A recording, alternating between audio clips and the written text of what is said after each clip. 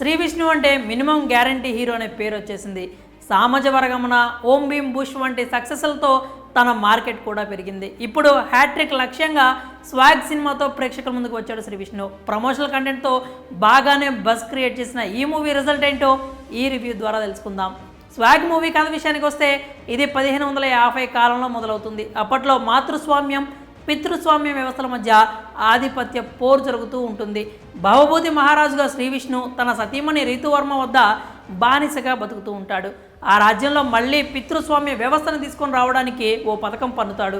అక్కడి నుంచి మళ్ళీ మగాళ్ళ ఆధిపత్యం మొదలవుతుంది. ఇదే క్రమంలో తన రాజ్యంలో ఉన్న ఓ నపుంసకుడిని చంపేస్తాడు భవభూతి. కాలక్రమంలో ఈ పాపం శాపమై భవభూతి వంశంలో ఆడపిల్లలు లేకుండా పోతారు. ఆఖరికి మగ కవలలు పుట్టినా కూడా వారిలో ఒకరు నపుంసకుడిగా మారతారు, మరొకరు తండ్రికి దూరం అవుతారు. దీంతో స్వాగనిక వంశవృక్షం యయాతి దగ్గరే ఆగిపోతుంది. ఇక వంశాన్ని వృద్ధి చేసే వారసుడు లేనిదే ఆస్తి దక్కదు.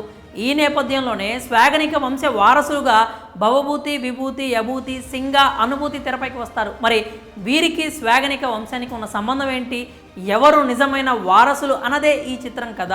ఈ మూవీ విశ్లేషణ విషయానికి వస్తే ఓ అద్భుతమైన కథ చెప్పాలంటే కథనం చాలా సరళంగా ఉండాలి. అప్పుడు మాత్రమే మనం చెప్పాలనుకున్న కథ ఆడియన్స్ వరకు రీచ్ అవుతుంది. ఇందుకు ఉదాహరణ చందమామ కథలే. ఇందులో ఒక్కో కథ ఎక్కువ ఊహాజనితంగా ఉంటూనే ఎంతో కొంత నీతిని బోధిస్తూ ఉంటాయి. అయినా కానీ ఆ కథల్లో ఎక్కడా కన్ఫ్యూజన్ ఉండదు. చిన్నారులకి సైతం ఇట్టే అర్థమవుతూ ఉంటాయి. కానీ స్వాగ్ సినిమాలో చిక్కు ఇక్కడే వచ్చి పడింది. ఓ మంచి కథ, సమాజానికి అవసరమైన మంచి సందేశం, అద్భుతమైన మేకింగ్ అన్నీ ఉన్న కథనంలో వచ్చిన కన్ఫ్యూజన్ వల్ల సినిమా అందరికీ నచ్చేలా కాకుండా కొందరికే నచ్చేలా తయారైంది. అలానే స్వాగ్ సినిమా బాగలేదా అంటే అదేమీ లేదు, సినిమా చాలా బాగుంది. కాకపోతే అందరికీ అర్థం అవ్వడం కష్టం అంతే. స్వాగ్ మూవీ మొదలైన అరగంట వరకు అసలు కథ ఏమిటో అర్థం అవ్వదు.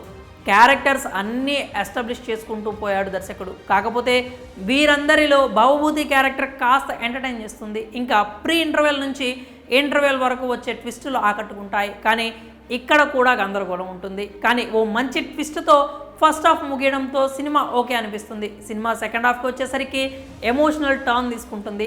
యభూతి ఫ్లాష్ బ్యాక్ ఎపిసోడ్ అంతా ఆకట్టుకుంటుంది.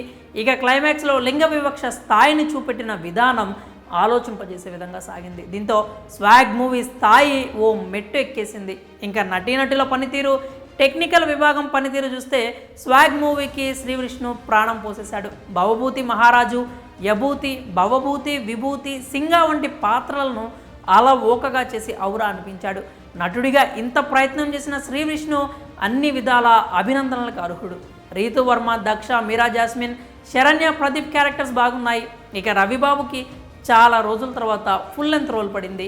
సునీల్ ఉన్నంతసేపు ఆకట్టుకున్నాడు. టెక్నికల్గా మాత్రం స్వాగ్ మూవీలో చాలా లోపాలున్నాయి. వివేక్ సాగర్ బ్యాక్గ్రౌండ్ బాగున్నా సాంగ్స్ అంతగా మెప్పించలేదు.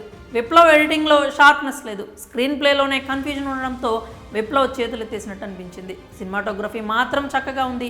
మేకర్గా హసిద్ గోలి ఓకే అనిపించుకున్న కథనంపై ఇంకాస్త శ్రద్ధ పెట్టి ఉంటే బాగుండేది. ఇక ఈ మూవీలో ప్లస్ల గురించి మాట్లాడుకుంటే Sree Vishnu second half climax అని చెప్పొచ్చు. ఇక మైనస్ల విషయానికి వస్తే first half confusion, screen play, songs అని చెప్పాలి. ఇక రేటింగ్ చూస్తే మేమైతే 5 స్టార్స్కి 2.5 ఇస్తున్నాం. మరి మీరు కనుక స్వాగ్ మూవీ చూస్తుంటే మీకు ఎలా అనిపించిందో మీ అభిప్రాయాలను కామెంట్స్ రూపంలో తెలియజేయండి.